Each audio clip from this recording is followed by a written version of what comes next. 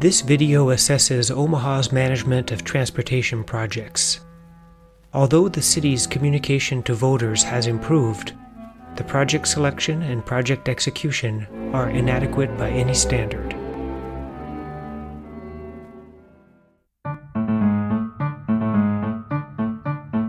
Our main source of information is Omaha's Capital Improvement Program, known as the CIP.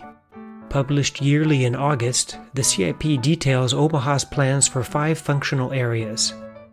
We'll focus on the transportation projects, which are listed and described, along with some of their cost for the previous year, the appropriated funds for this year, and the capital budget for the next 6 years.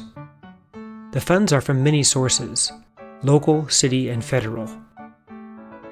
A CIP project must have a useful life of 15 years, so the CIP does not fund pothole repairs, which are funded by gas tax and wheel tax. The CIP may fund street resurfacing if it lasts 15 years or more, and it may fund street widening, which eventually compounds the pothole repair problem by adding more streets to maintain. But the CIP does not fund pothole repairs. 92% of city funds come from street and highway transportation bonds, which we will call street bonds, and are funded entirely by Omaha property taxes. Every 4 years or so, the city asks voters to approve the issue of street bonds. This year, on May 15th, the city is asking voters to approve the biggest issue ever. In return for this approval, the city commits to complete some transportation projects and to perform 3 steps, which we will examine in detail.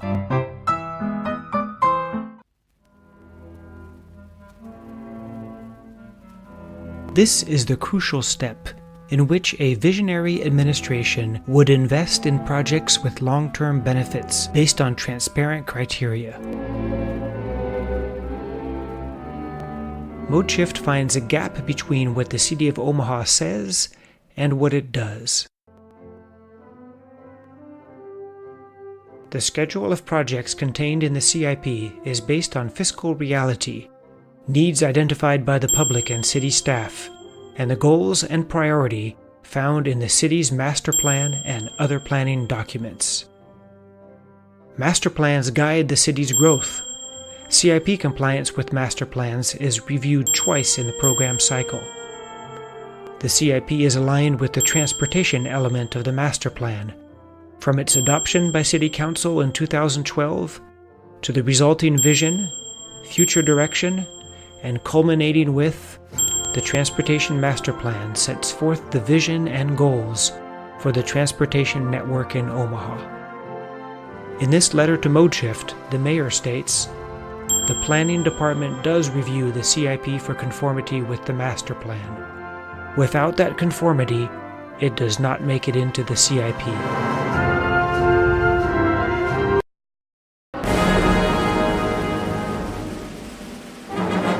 In 2017, ModeShift reported that the CIP text promised a project ranking process that the city failed to follow.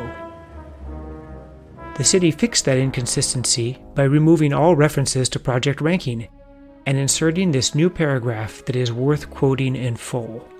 City staff internally evaluate capital improvement priorities for their department on an ongoing basis and, early each year, submit CIP projects, both updates to existing projects and requests for new projects, to the planning department. The planning department prepares a draft CIP for the CIP task force during the spring of each year.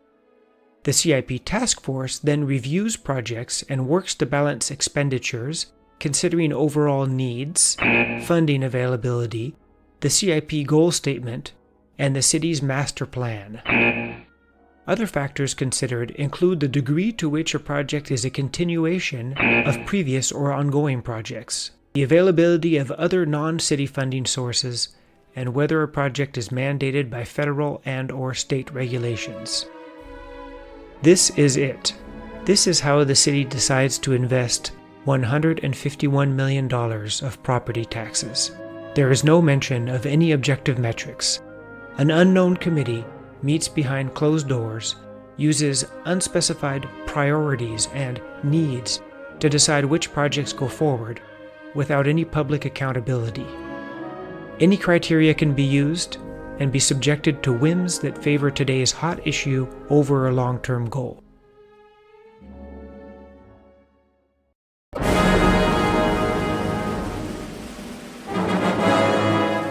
That selection process contradicts the city charter as quoted in the CIP. The planning director shall examine each project for conformity with the master plan and shall prepare and submit for planning board approval a consolidated schedule of the projects proposed by the departments showing the character and degree of conformity or nonconformity of each project as it relates to the master plan.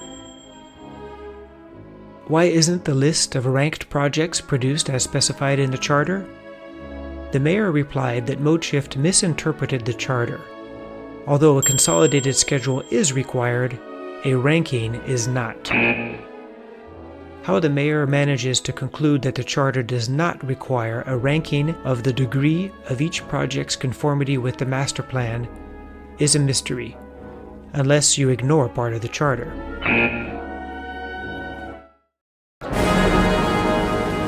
If the planning department acted on its mandate to rank transportation projects, how would it proceed?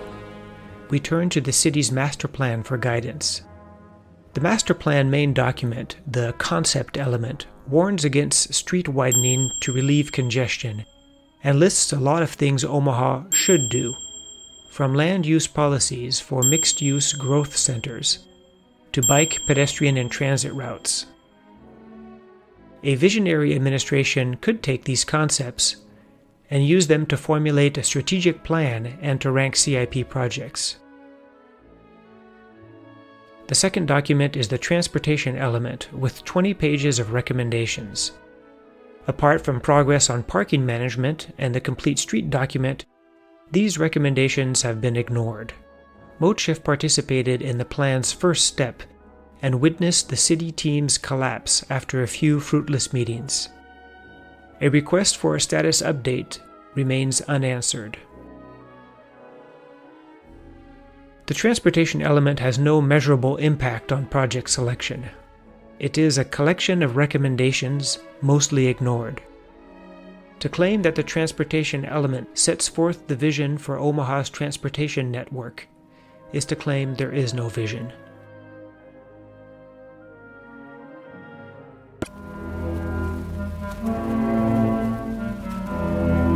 Without a published strategic transportation plan, Omaha's master plan is a collection of recommendations, concepts, and generalities that are mostly ignored.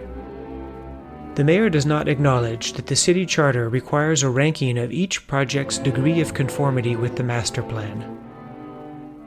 The few metrics that could be used for such a ranking are ignored. That leaves us with an unknown committee that meets behind closed doors, uses undisclosed priorities and needs to decide which projects go forward without any public accountability. Such an undisciplined process leads to disjointed use of public funds and perpetuates the fiscally unsustainable, short-term Band-Aid projects that the city's own master plan warns against. This is no way to decide how to invest $151 million of property taxes.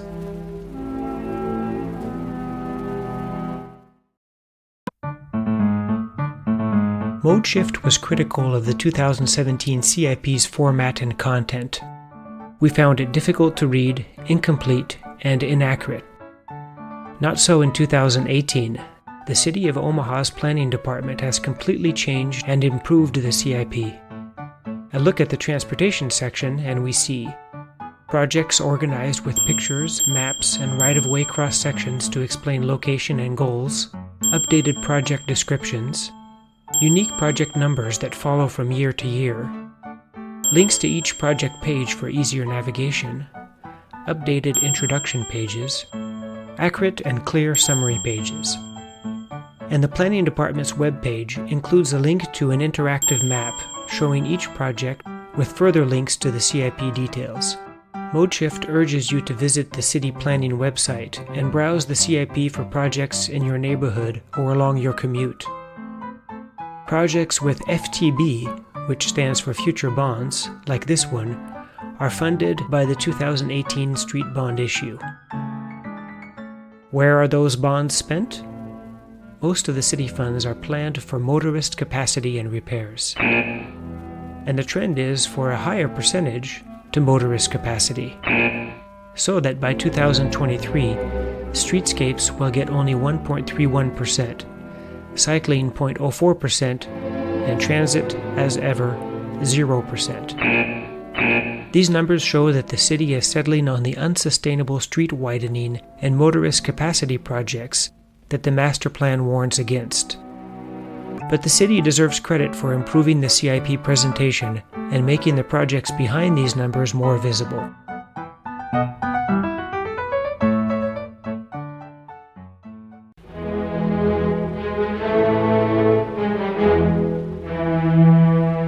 Now for a look at project execution.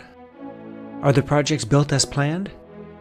We'll look at a few examples and find the answer is no. For this review, we'll consider that a project went as planned if the city expenditure is within 25% of the plan. Outside of that, we'll say it did not go as planned. In 2006, the city asked for voter approval to spend $58 million in street bonds.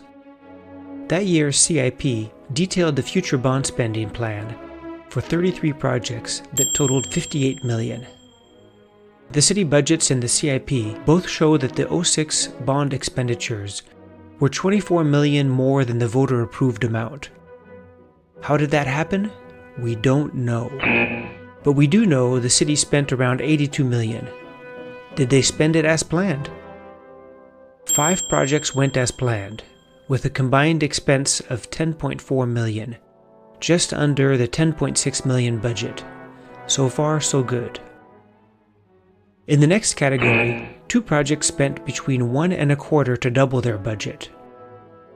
7 projects spent more than double their budget, a lot more than double. And finally, 23 unplanned projects received $17.3 million. At the other end, 7 projects used 1/4 to 3/4 of their budget. 5 used less than 1/4, and 7 had 0 expenses. These projects were canceled or delayed, re-estimated, and their estimates doubled, so they eventually caused more red ink, but from future bond funds. If the city were a private contractor, these cost overruns would put it out of business. But the city can simply fund overruns and unplanned work by delaying some projects, and eventually build the delayed projects with the next bond issue. The 2006 street bonds were not spent as planned. Citizens paid more to get less. You might say, the 2006 bond issue was years ago, under a different administration. Surely things have improved. Let's look at the most recent numbers available. In August 2016, the city reported that it planned to spend $19 million of street bonds in 2016 on 32 projects. A year later, the city reported what it actually spent. How many projects received the funding as planned? 0. Not a single project was within 25% of its plan. 2 projects were in the next category, 5 spent more than double the plan, and 5 unplanned projects received funding. 1 project used a fraction of its budget, and the rest of the $15 million of appropriations was delayed with virtually no work. So 8 months into 2016, the city was unable to forecast its 2016 spending with any accuracy. Not only did it fail its big plans to spend 70% more than average, it diverted funds to cover overruns and unplanned work. If we combine the data from all the reported years, we find that the city's 1-year plans are not followed any better than its 6-year plans. And the numbers get bigger. This analysis applies to the reported expenditures. We can only assume that the same inaccuracies apply to the 61% of expenditures that the city should report, but doesn't. This is no way to manage the spending of $151 million of property taxes. We've looked at the city's process for managing taxpayer-funded street bonds. Here's the current process. An unknown committee meets behind closed doors, uses undisclosed criteria to decide which projects go forward without any public or strategic accountability. The city publishes the selected projects and their estimated cost in the Capital Improvement Program and asks voters to approve the property tax-funded bonds to pay for the projects. The city deviates wildly from the planned schedule and budget, masking huge overruns and unplanned work by delaying more than half the projects. With some political will, the city could provide a strategic transportation plan that goes beyond the generalities and recommendations of the master plan, a gradual implementation of the transportation element, a transparent project selection process with rankings to promote alignment with strategic plans, a transparent reporting of project finance and execution, a transparent reporting of changes to the plan. It's what the city charter envisioned, and it's what Omaha voters deserve.